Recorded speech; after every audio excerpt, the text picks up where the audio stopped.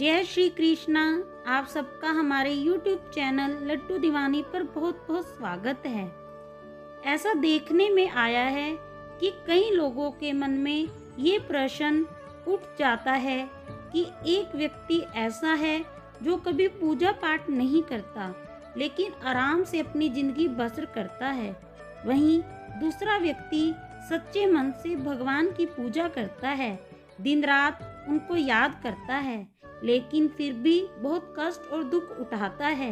ऐसा क्यों है? ये बात सच है कि हम जितना सत्संग करने लगते हैं उतने ही दुख आते हैं, उमड़ उमड़ कर आते हैं। बड़े बड़े दुख एक साथ टूट पड़ते हैं। जीवन से जैसे सुख तो गायब ही हो जाता है। हम जितना सत्संग करते हैं उतने ही जबरदस्त दुख आते हैं। क्या आपको नहीं पता कि जिस गति से आप सत्य को खोजते हैं उससे तेज गति से सत्य आपको खोज रहा है। जितने आप उत्सुक हैं उससे कहीं ज्यादा वो प्रतीक्षा में बैठा है। यदि आप एक कदम सत्य की तरफ बढ़ाते हैं तो सत्य लाखों कदम आपके लिए आगे बढ़ता है। इसलिए जब आप भजन करते हैं तो सत्य अपने पास लाने के लिए माया जाल बिछाता है। एक होती है प्रकृति और एक है परमात्मा। जब तुम सत्य की तरफ दौड़ पड़ते हो तो प्रकृति बीच में आ जाती है, विधि का विधान बीच में आ जाता है। विधि का विधान किसी को नहीं बख्शता, ये बड़ा प्रबल है, इतना प्रबल कि स्वयं विधाता भी इसे नहीं बदल सकते। परंतु भगवान तो प्रतीक्षा कर रहे हैं। जब से तुमने सत्संग शुरू किया तब से ही वे तैयार हो गए कि मेरा भक्त आने वाला है। परंतु जब उसके पीछे देखते हैं तो पता चलता है अभी तो उसके कर्म फल बाकी हैं। जो उसने किसी को चोट दी वो तो उसे वापस लेनी ही होगी। ये प्रकृति का नियम है। इसलिए भगवान माया जाल बिछाते हैं। ये उसे बड़ा सटीक बिछाते हैं जिससे तुम प्रकृति से जल्द ही मुक्त हो जाओ। वे समस्त कर्मों के फलों को एक साथ एक ही जीवन में देना शुरू कर देते हैं ताकि तुम्हें अगला जन्म ही ना लेना पड़े। एक ही जन्म में वो सारे दुख देते हैं जो अगले जन्मों में मिलने वाले थे। इसलिए दुखों का पहाड़ टूट पड़ता है। उधर से दुख देते हैं और इधर से तुम्हें सहन शक्ति देते हैं। ये हर भक्त अपने जीवन में महसूस करता है कि जब उसके जीवन में कोई बड़ा भयानक दुख आता है तब कहीं ना कहीं से उसके अंदर सहन शक्ति भी आ जाती है और उसके बाद उसे पता ही नहीं चलता कि कब वो जीवन के दुखों से पार उतर गया। तुम जल्द ही उसे पार करके भगवान के पास चले जाते हो, वरना ये दुख ऐसे हैं जो तुम्हें कई अगले जन्मों में मिलते रहेंगे। परंतु भगवान अपनी भक्ति में लगाकर उन सारे दुखों को एक ही जन्म में हिसाब किताब कर कर तुम्हें मुक्त कर देते हैं। तुम्हें तुम्हारे कर्मों के कारण दुख मिल रहे हैं ताकि प्रकृति जल्द ही तुम्हें उस परमात्मा से मिलवा दे।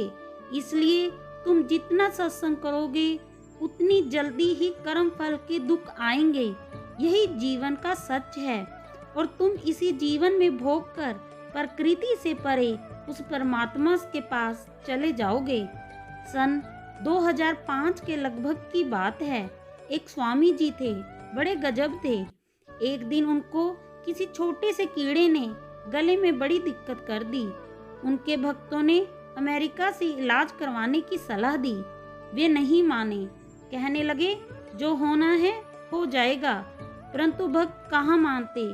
स्वामी जी जबरदस्ती अमेरिका भेज दिए गए।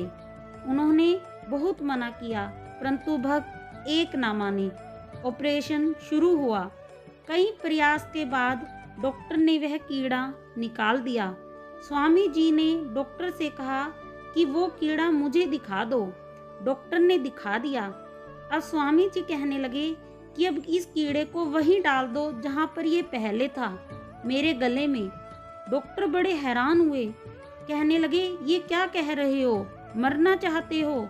स्वामी जी बड़े मुस्कुराए और कहा कि इससे पिछले कुछ जन्मों के कर्म जुड़े हुए हैं। ये उसी कर्म का फल देने आया है। यदि आप इसे निकाल दोगे तो मेरा कर्मफल बीच में ही रुक जाएगा, फिर अगला जन्म लेना होगा और इसे भुगतना पड़ेगा। और अब इतनी प्रतीक्षा नहीं होती परमात्मा से मिलने के लिए।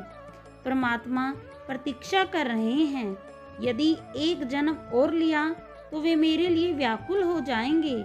इसलिए इस कीड़े को वापस डालो ताकि मैं अपने कर्मों से जल्द ही मुक्त हो जाऊं। डॉक्टर ने नतमस्तक होकर वो कीड़ा वापस डाल दिया और कुछ दिनों बाद स्वामी जी की मौत हो गई। वे मुक्त हो गए, सत्य से मिल गए, परमात्मा से मिल गए।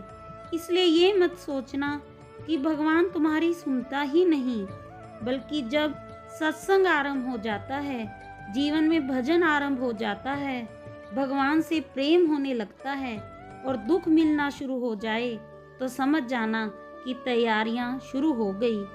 दुख बड़ी प्यारी चीज है।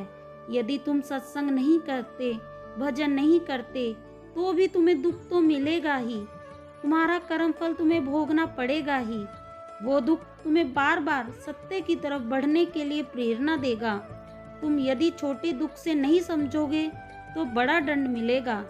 इसलिए दुख के इशारों को समझो।